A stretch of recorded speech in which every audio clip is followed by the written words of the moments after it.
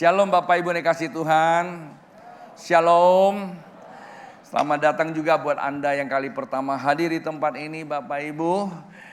Anda tentu bukan orang asing, kami sambut kehadiran Anda bersama kami di tempat ini Bapak Ibu. Baik yang hadir langsung secara onsite maupun secara online juga. Ya, pastikan Bapak Ibu tidak langsung balik selepas ibadah ini. Staf saya akan membagikan visi dan misi gereja di tempat ini.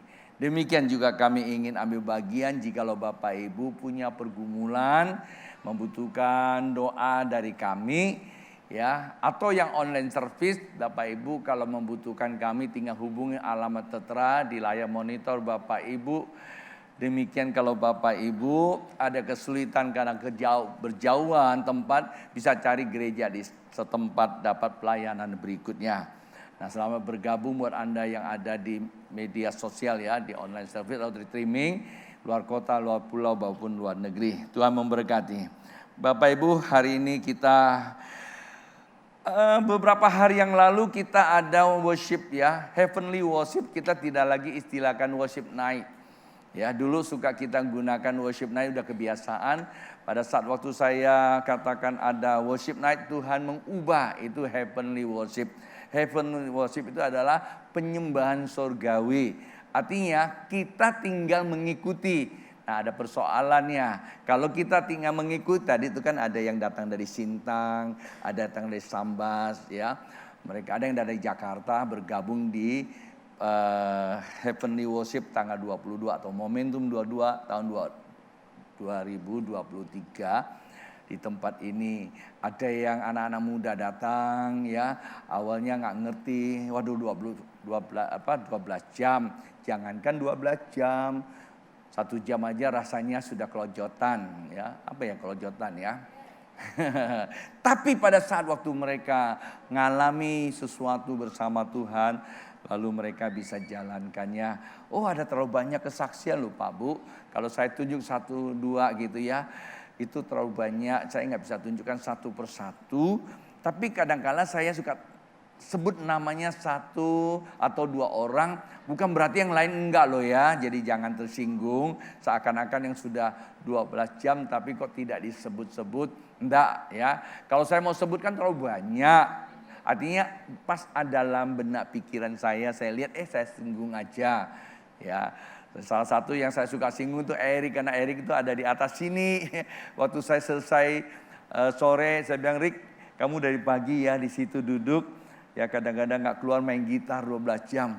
Gimana tangan kamu? Dia jawabnya sangat bijaksana sekali ya. Dia bilang kan Babe bilang kalau ada niat. Oh iya, niat itu justru menimbulkan ya energi hasrat, menstimulasi seluruh reaksi tubuh. Ya sehingga capek sih, tapi bukan berarti tidak capek. Capeknya tidak terasa ya. Capeknya juga kalau dibandingkan dengan pengalaman Tuhan itu ya pasti beda lah itu ya. Maka sesuatu yang belum terjadi kalau kita pikirin, aduh gak akan pernah terjadi lah. Mengapa? Karena waktu kita memikirin, kita menggunakan pengalaman yang susah-susah itu. Nah, sekarang kita mau belajar bagaimana ke depan kita bisa menyembah Tuhan dengan makna yang benar. Nah, itulah sebabnya tanggal 22, seberapa Bapak Ibu yang ikut 12 jam di sini? Ya kalau cuma hanya ikut 2 jam aja gak apa-apa. Boleh lambaikan tangan? Oh, gak banyak Pak Bu ya. Oke, saya tadi juga digerai Tuhan, saya kan menyampaikan hal-hal yang singkat aja, tapi jelas, kemudian Bapak Ibu bisa nangkap sesuatu. Kita gunakan waktu malam ini ngadakan suatu penyembahan ya, heavenly worship, penyembahan surga ya sini. Di dalam 1 Korintus pasal yang ketiga, ayat yang ke-6 dan ke-7 saya bacakan buat Bapak Ibu. Ini pesan Tuhan melalui Paulus kepada jemaat di Korintus. Artinya pesan Tuhan ini juga berlaku untuk Bapak Ibu di dalam membangun penyembahan. Penyembahan tidak akan menjadi sebuah penyembahan manakala kita tidak bisa memaknai dengan benar. Penyembahan akan menjadi penyembahan yang tidak bisa membawa dampak kalau kita tidak benar-benar menyembah Tuhan. Ada loh contohnya di Alkitab antara Kain dan Habel. Betapa saya gunakan istilah tragis ya. Udah berkorban tapi tidak diindahkan. Nah, sebagai bukti ia tidak diindahkan karena apa?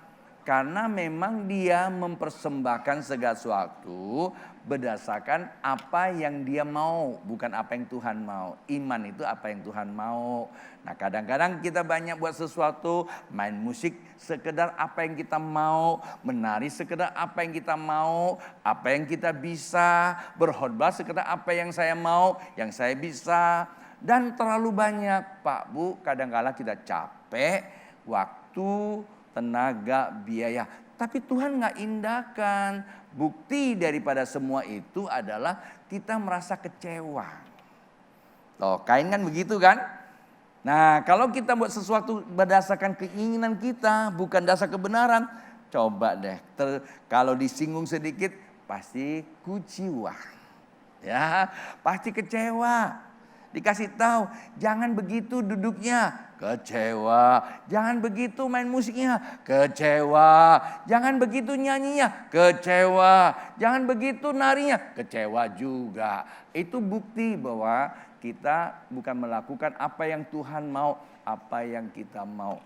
Pak Bu, saya terlalu banyak pengalaman bersama Tuhan bisa saya bagikan buat Bapak Ibu. Kalau saja Bapak Ibu sering-sering ikut saya, biasanya saya bicara agak panjang-panjang, bisa 2-3 jam dan berjam-jam. Itu di warung kopi. Ya di warung kopi. Kalau khotbah kita juga memang dibatasi waktu. Tidak apa-apa, malam ini saya akan jelaskan sesuatu yang Bapak Ibu. Di dalam 1 Korintus pasal 3 ayat 6 berkata, aku menanam, Apolos menyiram, tetapi Allah memberi pertumbuhan. Karena itu yang penting bukanlah yang menanam atau yang menyiram, melainkan Allah yang memberi pertumbuhan. Pak Bu, dalam pembacaan 2 ayat ini ada 3 bagian untuk Bapak Ibu perhatikan. Ada satu kalimat dikatakan begini, ya. Karena itu yang penting, berarti sangat penting loh Pak Bu ya. Ini pesan Tuhan bukan pesan saya cuma bacakan. Pak Bu, saya mau tanya, kalau pesan Tuhan itu penting, kira-kira menurut Bapak Ibu penting nggak? Penting toh. Kalau penting perlu disikapi nggak? Perlu. Kalau nggak disikapi apa akibatnya? Sama kayak Kain, manas hatinya. Ya kan? Manas hatinya. Nah, karena itu saya berikan temanya Tuhan beri pertumbuhan di hati. Menyambung minggu lalu kita bahas di sini, hati itu diibaratkan lahan ilahi-nya Tuhan. Minggu lalu ya. Nah, minggu lalu saya udah menyampaikan beberapa pesan Tuhan. Ya, kalau Bapak Ibu agak lupa-lupa nggak apa-apa, nanti dengar kembali lagi di videonya ada. Tapi saya coba mau merangkumkan ini maksudnya apa? Karena bagian pertumbuhan Tuhan itu adalah pekerjaan supranatural. Apa maksudnya? Sesuatu yang tidak mampu kita kerjakan pada mulanya karena kita baru praduga. Kalau Bapak Ibu tadi seperti siapa namanya saya lupa itu tadi. Apa? Manda. Siapa? Ampran. Hah? Amran. Oh, Ambas. Ambas ya? Ambas. Sorry ya. Ini pelayan saya malah saya susah sebut namanya, ratusan masa pelayan sini. Kalau saya hafal satu-satu, kalau ini saya tahu. Ngima sektek mah? Ngima sektek mah? Sektek mah? Oh, sektek mang saya kung Kami berdua punya bahasa sendiri yang orang nggak tahu. Hanya dia yang saya tahu ya. Ini sektek ah? Ini sektek mang saya kung lo. Oh. Kalau Anda tanya saya Pak, dia bilang kalian itu cantik-cantik, ganteng-ganteng. Betul nggak? Betul gitu? Oh. Siapa namanya? Ambas. Oh, pakai R ya? Ambar. Bukan hambar ya. Nah, tadi sebenarnya dia langsung aminkan. Kenapa? Ada dorongan, hasrat. Ya, hasrat. Hasrat itu sebuah reaksi kimiawi, reaksi tubuh kita yang tidak bisa dikontrol, dadak-dadakan. Bapak Ibu pernah ngalami nggak? Lagi jalan tiba-tiba ya mungkin ada sesuatu yang jatuh, Bapak lompat gitu. Pernah nggak ngalami? Nah itu namanya apa? Karena reaksi tubuh. Ada apa? Karena sudah terlatih. Nah menurut para ahlinya, salah satu orang yang saya dapat pembekalan dari dia adalah Rudy Hartono. Dan dia berkata, saya dilatih bagaimana menyatukan jiwa saya dengan tarkok ya, bola itu. Jadi dia tahu bola kapan datang, kapan dia mau smack, kapan dia mau itu. Sehingga bola itu nyaris nggak pernah jatuh. Maka dia bisa juara bulu tangkis 8 kali, juara bulu tangkis 8 kali dunia. Nah, dia bilang sebelum dia main, dia tutup mata, ya, lampu dia matiin, dia tutup mata, kemudian bolanya itu dilontarkan dengan robot. Ya, dia robot nggak tahu ke arah mana, dia cuma hanya menggambarkan robot itu secara visualisasi. Ada yang gagal nggak? Awalnya gagal dia bilang. Tapi lama-lama itu bola nggak bisa lari. Atas bawah dia bisa ngikuti. Nah dia coba menggunakan namanya instingnya. Oh terlalu banyak hal seperti itu. Ya, seorang sahabat saya nggak sebut namanya. Dia juga dulu sebelum sebelum bioskop. Sekarang kan nggak ada gambar lagi ya. Zaman dulu kalau ada bioskop depannya ada gambar-gambar besar itu. Susah ya kita lihat lagi ya, bioskop ada gambar. Nah dulu dia tukang lukis itu. Ditanya, bagaimana Bapak melukis ya? Bagaimana Anda melukis gambar itu persis? Dia bilang, begitu dia dapat proyek itu, dia bawa pulang. Kemudian dia masukkan semua gambar itu ke dalam benaknya. Dia cuma hanya merenungkan. Sampai dia sudah bisa membaca seluruh materi itu. Kemudian dia nggak lihat foto lagi. Kalau dia lihat foto itu, bahkan dia nggak bisa lukis karena akan terjadi dualisme, ya, maka kurang bagus. Dia simpan, dia ambil kuasnya, dia tinggal kuas aja itu. Wah, orang bingung. Jadinya hampir 100%. Nah, itu menggunakan visualisasi. Dan hal itu Tuhan berikan kepada kita untuk membentuk sebuah mindset gambar dunia di dalam diri kita. Maka ada saya istilahkan kehidupan ini makro, mikronya ada di dalam benak kita. Oke, nah Pak Bu saya kembali ke sini dulu. Alkitab katakan Tuhan berikan pertumbuhan. Apa yang dibuat pertumbuhan? Nah kasih garis bawah dulu. Saya coba menggunakan satu bahasa yang simple aja. Bapak Ibu kalau mau pengen punya rumah pakai apa? Dapatkan rumah. Halo? Pakai apa? Coba dijawab. Pakai iman. Enak aja. Yang properti kan nggak kenal iman ya. Pakai apa? Pakai cien ya. Pakai gambar Soekarno. Ya kan? Nah kita mau kemana semua pakai uang. Itu bicara alam nyata. Memang betul alam nyata perlu uang. Tapi kalau kita ingin berjumpa dengan Tuhan pakai apa? Nggak bisa pakai cien, pakai iman. Nah Tuhan berikan kita pertumbuhannya apa? Iman. Ketika Tuhan berikan iman, tujuan iman itu ada 2 lapis. Satu ke atas ketemu Tuhan, yang kedua nyatakan di dunia. Nah pertanyaan apa itu iman?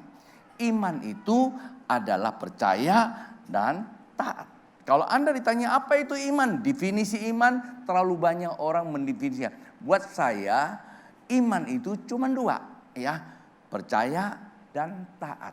Karena Alkitab katakan karena kasih karunia kita diselamatkan oleh apa? Oleh iman. Efesus pasal 2, 7, 8, 9. Oleh kasih karunia kita diselamatkan oleh kasih karunia dalam iman. Nah, artinya keselamatan itu datang dari Tuhan itu cuma-cuma kasih karunia.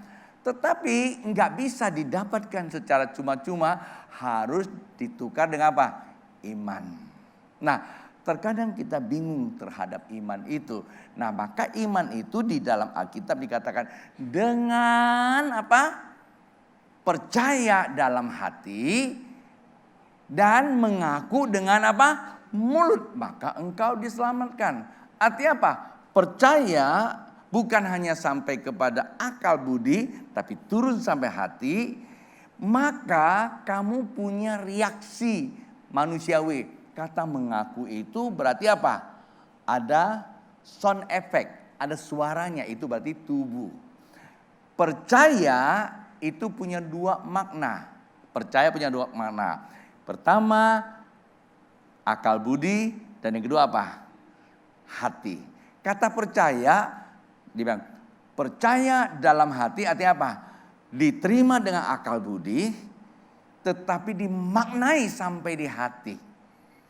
Ketika sampai di hati, maka Tuhan berikan pertumbuhan, apa? Pertumbuhan mempunyai kemampuan untuk melakukannya. Waktu melakukannya, taat melakukannya, bukan kita mau. Ada yang berkata, aku ingin melakukannya, aku lakukan paksa. Bukan Pak Bu. Kita melakukan karena iman, sesungguhnya seringkali kita sendiri tidak tahu apa yang kita lakukan. Enjoy aja. Nah, di situ dikatakan bahwa yang Tuhan berikan pertumbuhan itu apa? Iman. Nah, itulah sebabnya iman itu tidak bisa, Tuhan tidak berikan pertumbuhan. Kalau kamu menanamnya salah, maka penyiramannya salah, Tuhan tidak indahkan, tidak terjadi pertumbuhan. Maka itu yang pertumbuhan memang penting, tapi didasar pada penanaman. Ada dua anak kalimat, tanam dan menyiram. Pertanyaannya sekarang yang kedua, apa itu tanam? Kita tahu kemarin kita bahas di sini bahwa Tuhan memberikan perumpamaan hati yang baik, ya. Hati yang baik, diibaratkan hati yang baik adalah tanah yang baik. Tanah yang baik manakala ditabur benih, dia akan bertumbuh 30 kali ganda, 60 kali ganda, dan 100 kali ganda. Nah, itu ada di dalam Matius pasal yang ke-13 ayat 23. Artinya yang ditanam apa? Benih yang baik. Tapi di dalam Lukas dikatakan mereka yang menyimak firman Tuhan dan dimengerti, maka dia akan bertumbuh dan berbuah. Sebenarnya kata benih itu bicara apa? Firman Tuhan. Jadi firman Tuhan yang ditabur, maka dia akan bertumbuh yang benar. Firman Tuhan harus sesuai dengan kebenaran firman Tuhan. Tidak boleh ditafsir berdasarkan pengalaman. Pengalaman itu bersifat sementara saja. Karena setiap pengalaman selalu berubah. Tapi kebenaran absolut dulu, sekarang, akan datang tetap sama. Nah, itulah sebab kalau baca Alkitab tidak usah diterjemahkan yang aneh-aneh. Ikuti aja apa yang ada. Itulah sebabnya Alkitab katakan, aku menanam, Apolos menyiram. Saya punya pengertian. Jikalau firman Tuhan itu sudah masuk ke dalam hati kita, itu bicara aku, ya. Aku itu berarti Rasul Paulus. Kemudian dikatakan apa? Apolos menyiram. Nah, menyiram itu berbicara Anda dan saya menyembah Tuhan. Waktu kita menangkap firman Tuhan itu dan benar, waktu kita menyembah Tuhan, maka firman itulah yang akan berikan apa? Reaksi keilahian. Reaksi ilahi itu bersifat supranatural. Itu berarti bicara sorga. Dan reaksi ilahi itulah memunculkan yang namanya iman. Itulah sebab dikatakan iman itu timbul dari mana? Firman Tuhan, ya, dengan firman Kristus. Nah, waktu kita menyembah, itu akan terjadi bereaksi, kamu punya impresi di dalam hatimu. Impresi itu harus kamu lakukan. Nah, Pak Bu, ingat aja, firman Tuhan itu bisa terobos sampai ke hati kamu. Itu ada beberapa hal yang penting diingatkan. Pertama, Bapak Ibu mesti punya pengalaman pribadi dengan Tuhan. Itu namanya apa? Terstigma oleh Tuhan. Karena itulah di dalam kitab Ayub, ya, pasal yang keempat ayat 12, 13, 14 dikatakan, saat waktu dia menangkap sebuah perkataan yang disampaikan, kemudian dia merenungkannya, maka firman Tuhan itu bereaksi bagaikan satu pribadi yang berjalan di lingkungannya. Artinya firman yang dia baca ketika dia merenung berubah menjadi roh. Roh itu bisa membentuk suatu feel, ya, state perasaan, bisa dirasakan oleh tubuhnya. Kayaknya ada orang yang berjalan. Nah, kalau kita sudah punya pengalaman seperti itu, Pak Bu, niscayalah kita mempunyai kemampuan-kemampuan di dalam mengelola kehidupan ini jauh lebih baik. Minggu berikutnya saya menyampaikan orang yang mendapatkan state seperti itu, maka cara berpikirnya akurat. Punya penguasaan diri yang sangat baik sekali. Nah, jadi paham kata menabur itu adalah firman yang ditaburkan. Siapa yang menaburkan? Ada 3 sebenarnya paling tidak. Pertama, ada sebuah stigma. Ya, stigma itu mungkin orang-orang yang Anda anggap bahwa dia diurapi. Biasanya ada nubuatan, ya. Begitu di nubuatan Anda mempercayai itu namanya stigma. Masuk itu langsung ke hati itu. Enggak kena reject, ya, enggak kena nolak. Coba kalau Anda baca sendiri, lagi baca, diliwatin aja. Kenapa? Kita punya bawah sadar itu sudah punya memori sendiri. Kita enggak terlalu, ya, nyembah juga enggak ada apa-apa.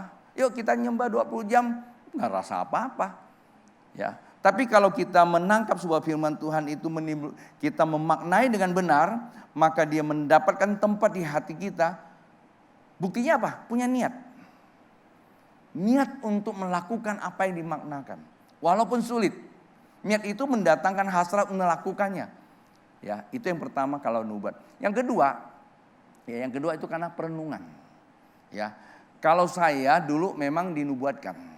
Ya, dinubuatkan, saya langsung memaknai itu, kemudian saya melakukannya sampai sekian lama saya mengalami pengalaman dan itu tidak terlupakan. Salah satu contoh 25 Desember tahun 2021.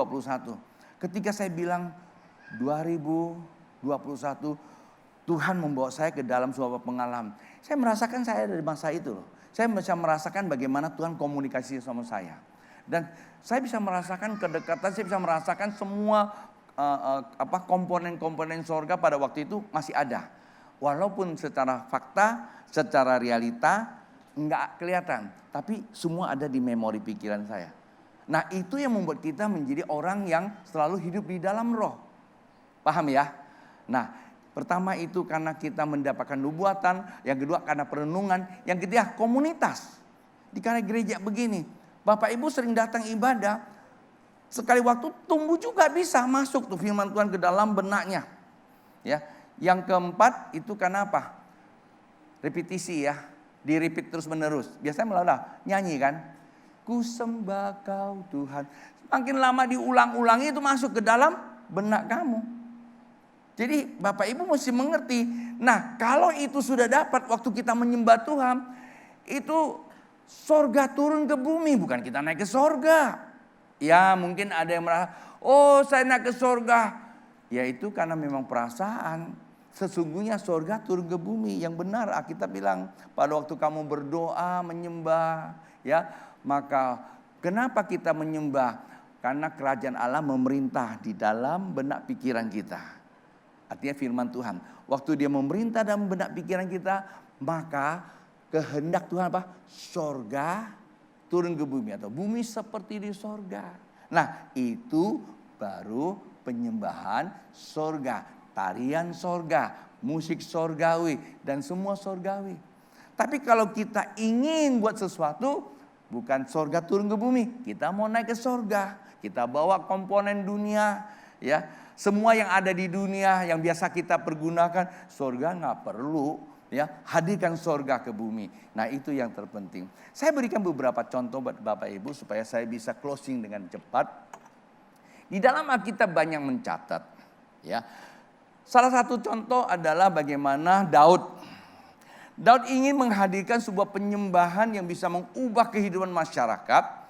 Perbedaan antara Daud dengan Saul adalah di saat adalah penyembahan. Maka ada istilah bahwa aku akan membangun kembali pondok Daud. Pondok Daud bedanya apa? Penyembahan. Bagaimana bisa terjadi penyembahan? Karena Daud tahu, sekali waktu dia tahu bahwa yang namanya tabut Allah telah dicuri orang. Sehingga membuat kekalahan yang besar. Lalu Daud bilang, ayo bawa balik lagi. Pada saat kerajaan itu mulai diserah terimakan kepada Daud, yang pertama yang diambil balik adalah tabut Allah supaya ada terjadi penyembahan. Tapi apa boleh kata, di tengah perjalanan si Usai itu mungkin karena saking rajinnya, ya, dia takut lembunya jatuh, maka dia sentuh, wah, Alkitab katakan langsung mati. Cara penyembahan yang keliru, cara menyajikan yang keliru membuat iman kita bisa mati loh Pak Bu. Dan mati. Wah, Daud marah. Lalu Daud nggak berani bawa pulang barang itu. Dititipkan ke rumah Obed-Edom. Dan Alkitab mencatat selama 3 bulan Obed-Edom diberkati. Ya seperti apa? Seperti kejatuhan duren runtuh ya. Nggak tahu apa-apa, hanya ada tabut Allah saja. Dia diberkati. Lalu kedengaran sama Daud. Itu Obed-Edom diberkati loh. Dia pergi bawa balik lagi. Sekarang caranya beda. Kalau tadinya didorong pakai gerobak, sekarang dipanggul sesuai dengan kebenaran. Dan bahkan setiap 6 langkah 1 ekor lembu dikorbankan.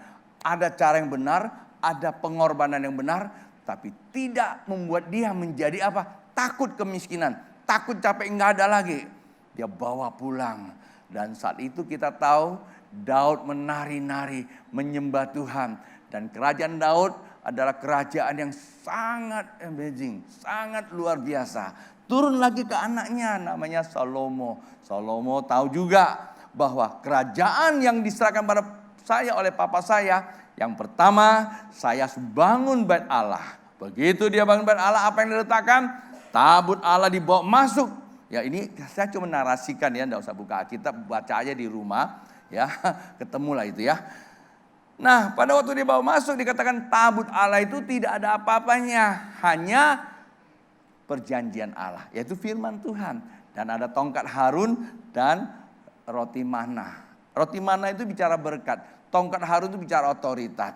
Dan yang terpenting di situ bukan yang disebutkan, bukan yang nanam, bukan yang nyiram, tetapi Tuhan beri perjanjian itu yang terpenting. Maka pada saat waktu Salomo masuk ke dalam bait Allah, tiba-tiba awan itu turun. Dan Alkitab mengatakan para imam tidak tahan berdiri. Dan mereka tersungkur. Dan setelah itu langsung Salomo dipenuhi hikmat. Maka ada hikmat Salomo. Dan kemudian dia memberikan nubuatan. Barang siapa yang bikin dosa, barang siapa yang ingin diberkati Tuhan, datang ke tempat ini, mengaku kepada Allah di sorga, maka Allah akan menjawabnya. Barang siapa yang tidak bisa datang, tapi kiblatnya ke sini, maka berdoa dan berbalik dari jalan jahat, Tuhan di sorga akan mengubah hidupnya. Dan itu Salomo katakan, Pak Bu, ini pesan Tuhan. Dan ini penting, jangan cuma diabaikan aja. Apakah itu cuma hanya dulu? No. Maka ini ditulis oleh siapa? Yeremia. Tapi diulangi lagi oleh siapa? Oleh kitab Ibrani. Perjanjian baru, perjanjian lama itu di dalam tabut, tapi perjanjian baru itu beda. Ya, di dalam Ibrani pasal 8 ayat 10, saatnya aku akan taruh perjanjianku bukan di tabut, tapi di dalam apa? Benak pikiranmu, akal budi. Tertulis di dalam hatimu. Dan dia bilang, aku menjadi Allahmu, engkau menjadi. Ini bicara apa? Bicara penyembahan. Ya, sebelum kita menyembah Tuhan harus bisa menggambarkan Tuhan di dalam benak pikiran kita. Setelah itu baru kita waktu menyembah Tuhan bukan lagi dia di sorga, tapi dia hadir di tengah kehidupan kita. Saya seringkali memberikan quote kepada teman-teman. Saya bilang, kalau kamu ingin berhasil di dalam suatu pekerjaan, sebelum kau kerjakan, gambarkan dulu. Karena saya dulu suka gambar, bikin perencanaan. Jadi kita gambarkan dulu. Sebelum saya gambarkan barang itu ke dalam blueprint, saya konsultasi dulu. Maksudnya saya audisi lah ya, unwasing kepada yang pemiliknya. Saya tanya apa yang kamu mau, dia cerita, kemudian dia cerita, saya mulai ngebayangin apa yang dia cerita. Kemudian saya tulis, saya gambar hanya sketsa, saya tanya begini bisa nggak? Oke, baru saya tuangkan ke dalam blueprint. Begitu saya tuangkan ke blueprint, saya kasih staf saya, laksanakan sesuai apa yang dia mau, seperti gedung ini. Ya, ketika saya duduk, saya bayangkan, saya gambarkan dalam benak saya tuangkan ke dalam tulisan kecil karena gedung saya memang bukan ahlinya. Saya serahkan ke teman saya arsitek, coba rumuskan hitung-hitungannya. Setelah itu saya kasihkan ke sipil, dibangunlah gedung seperti ini. Pak Bu harus begitu, gambar dulu. Nah ke Tuhan kita juga sama, baru penyembahan kita bisa. Jangan kita cuma hanya baca buku, dengar kata orang, niru dia, itu imitasi Pak Bu. Kita mau yang autentik, yang betul datang dari surga. Apa yang kita sajikan akan terjadi sesuatu yang sangat luar biasa. Nah ini statement yang terakhir, kita baca, pemusik boleh ke atas.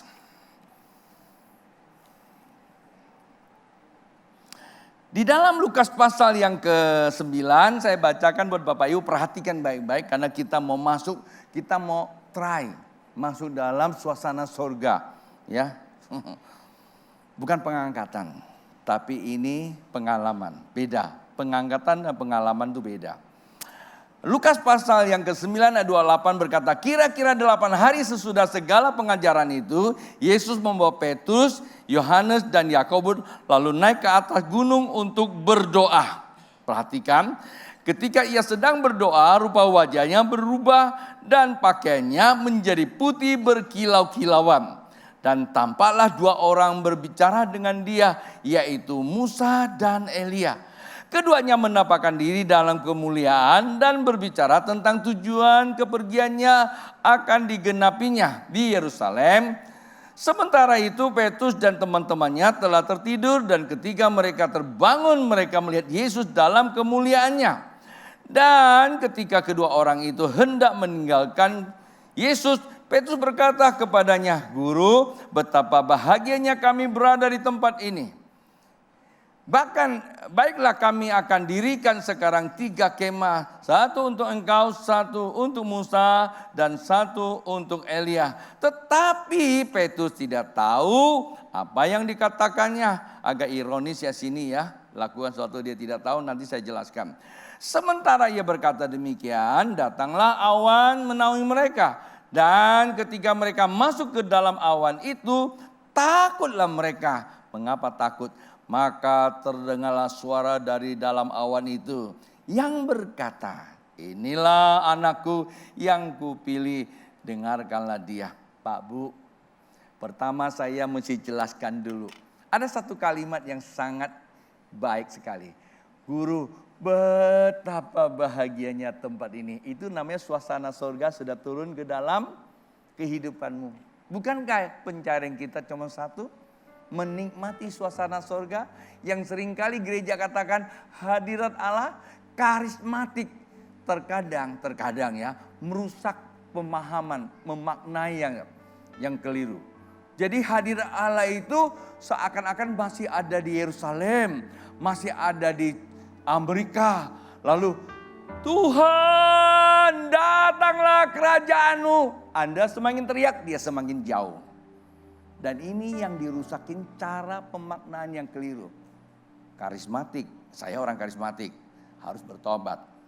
Sebenarnya Alkitab katakan, aku datang memberikan apa? Aku datang supaya, berarti aku datang supaya kamu punya hidup. Berarti apa? Yesus sudah datang belum? Sudah. Kamu udah punya hidup belum? Udah. Berarti apa? Kerajaan surga sudah ada bersama kita. Nah, kerajaan surga ada dalam diri kita supaya kita punya hidup. Ngapain supaya kita punya hidup? Supaya Anda dan saya mempunyai apa? Segala kelimpahan. Coba Pak Bu, ya, tiba-tiba saya bilang hari ini Anda beruntung karena datang ibadah. Saya tadi bermimpi, saya punya sebuah mobil baru beli, ya, namanya Herel. Ya, atau Alphard baru buka bungkus, ini kuncinya. Siapa yang beruntung dia dapat. Tiba-tiba Anda dapat itu barang. Saya mau tanya, begitu Anda dapat kuncinya, akan ambil Alphard di bawah, apa yang Anda rasakan? Ada, oh betapa bahagianya. Itu cuma contoh. Itu cuma contoh. Nah Pak Bu, Petrus mengalami seperti itu. Betapa bahagianya apa? Segalanya dia dapatkan. Hidup kekal dia dapatkan. Berkat kehidup dia dapatkan. Kesehatan dia dapatkan. Maka ada kata bahagia. Bukan hanya bahagia Pak Bu. Ya, yang kedua dia berkata gini ya. Guru, saya mau bangun 3 kemah. Yang satu untuk guru, yang satu untuk Musa, dan satu untuk Elia. Tetapi apa yang dikatakan dia tidak tahu. Nah itulah disebab apa? Iman yang bertumbuh. Karena surga kalau turun di dalam kehidupanmu, maka iman kamu bertumbuh. Apapun yang kamu lakukan, tidak merasa kamu lakukan. Pak Bu, saya tahu ada begitu banyak apa yang saya kerjakan di Pontianak. Tapi banyak teman-teman saya tanya, berikan dong langkah-langkah. Saya nggak ngerti. Saya cuma tahu satu aja. Saya ikuti apa yang Tuhan mau saya lakukan. Saya dipergunakan Tuhan, bukan saya mempergunakan Tuhan. Nah itulah iman yang benar. Bukan aku yang mau, tapi Tuhan yang mau. Dan yang ketiga, apa? Dia dengar suara Tuhan. Inilah anak yang kukasihi. Berarti ada kepekaan di dalam alam roh. Dan apa yang terjadi Bapak Ibu? Bukan hanya peka. Dia mengenal siapa Tuhan. Karena Tuhan yang bilang, ini anakku loh. Ya, dia gak bilang Musa. Dia gak bilang Elia. Anakku yang ditunjuk. Artinya pengenalan bukan metode, tetapi pengenalan adalah Sang Ilahi. Siapa? Yesus Kristus. Maka makna yang benar, Bapak Ibu kalau saya bilang, mari kita panggil nama Tuhan. Anda bilang, ku sembah kau Tuhan. Otak kita, nama Tuhan itu namanya hypernem, nama yang besar. Nama yang besar, Anda susah ngebayanginnya kan? Coba Bang, Tuhan. Apa yang kamu bayangkan? Pattern Tuhan itu apa? Gambar Tuhan nggak tahu. Apalagi panggil, ya Allahku. Kita nggak bisa bayang. Maka lihat di Alkitab, Tuhan kita itu dipanggil Bapa. Kalau panggil Bapa kita bisa membayangkan seorang pribadi yang penuh dengan kasih. Siapa Bapa itu? Yaitu Yesus, manusia. Hanya manusia yang boleh dipanggil Bapa. Allah yang tidak kelihatan pernah jadi manusia. Manusia dia sebagai gambar Allah. Nah pada waktu kamu sembah, ku sembah kau Tuhan. Kamu bisa menggambarkan Yesus di dalam benakmu. Ketika di dalam benakmu kamu punya niat menyembah. Niat penyembahan kamu berapa lama terjadi stigma? Ya macam-macam sih. Kalau yang baru bisa lama. Musa 40 hari loh baru terjadi stigma. Begitu turun penuh dengan kemuliaan. Pak Bu, kalau Anda mengalami yang namanya hadirat Allah, pasti ada perubahan. Karena hadirat Allah itu bekerja di dalam batin kita, reaksi kimiawi kita, yang sering kali saya sebut itu namanya apa? Behavior kita, sikap perilaku kita. Sikap perilaku kita itu seperti Alkitab katakan. Kenapa? Roh Kudus bekerja dalam hati kita. Maka ketika Roh Kudus bekerja dalam hati kita, kata Rasul Paulus di dalam Roma pasal 5 ayat 5, Roh Kudus bekerja dalam hati kita, maka kita penuh dengan apa? Buah roh, kasih, sukacita, damai sejahtera, kesabaran, kemurahan, kebaikan, kesetiaan, kelemah lembutan, dan apa? Penguasaan diri. Orang yang selalu masuk dalam hadirat ada namanya kemampuan penguasaan diri. Kita mengerti mana kita mesti maju, mana kita siap mundur. Kita sanggup karena kita mulai roh bijaksana. Cara gimana? Caranya tadi saya katakan merenunglah. Maka Alkitab katakan renungkanlah firman Tuhan siang dan malam. Tapi sebelum merenungkan apa? KPR. Katakan, pikirkan. Bagaimana saya katakan? Nyanyi itu katakan. Ya. Sing haleluya to the Lord. Itu kan kata kan. Tapi jangan cuma kata dong. Sing haleluya berarti saya sedang memuji Tuhan. Lihat Tuhan berarti lihat Yesus. Sing haleluya to the Lord. Kita memang ngomong tapi kita lihat Yesus itu ada di dalam benakmu. Lama-lama dia akan berubah. Energi dia akan membuat tubuh kamu bisa menari. Ya, bisa merasakan Tuhan. Ada namanya shaking, ada namanya dancing, ada namanya singing. Macam-macam ya. Apa itu ya? Shake itu gemetar. Ya, sing itu nyanyi dalam roh, nyanyian baru. Ya, kemudian apa? Dancing bisa menari. Ya, dan itu semua tidak berlalu, itu selalu ada. Nah, caranya apa tadi katakan? Yang pertama apa? Yang pertama itu mengenal Tuhan. Ya, mengenal Tuhan. Yesus memperkenalkan dirinya 8 hari. 8 hari mengajar, mengenal Tuhan. Yang kedua apa? Mereka ikut. Pengenalan itu akan menarik kamu masuk.